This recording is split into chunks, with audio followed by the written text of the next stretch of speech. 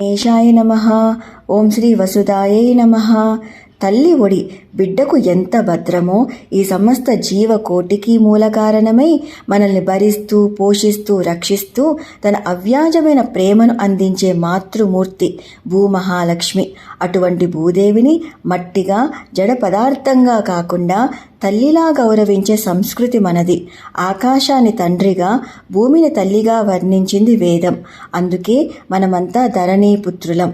ఈ సమస్త విశ్వానికి మూల కారణమైన జగన్మాత తన బిడ్డలమైన మనందరికీ ప్రకృతి రూపంలో ప్రధానంగా భూమి ద్వారా తన మాతృప్రేమను పంచి ఇస్తుంది. అందుకే పరాశక్తి అంశ అయిన భూమాతను ప్రతిరోజు తెల్లవారుజామున నిద్ర లేవగానే అడుగు కిందకు పెట్టబోయే ముందు ఒక్కసారి మనసారా స్మరించుకుంటూ శిరస్సు వంచి సముద్రవసనే దేవి పర్వతస్థన మండలే విష్ణుపత్ని నమస్తుభ్యం పాదస్పర్శం క్షమస్వమే అని కృతజ్ఞతాపూర్వకంగా నమస్కరించుకోవటం మన కనీస ధర్మం.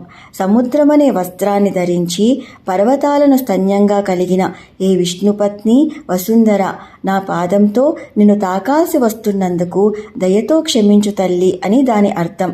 ఏ తల్లి లేకపోతే జగత్తంతా నిరాధారమో, మనం అనుభవించే ధనధాన్య రూపంలోని సమస్త సంపదలకు ఏ తల్లి కారణమో అటువంటి విష్ణుపత్ని అయిన వసుంధరకు శిరసా ప్రణమిల్లుతూ సర్వం కృష్ణార్పణమస్తు. స్వస్తి. Please do like, share and subscribe. Krishna Sakhi.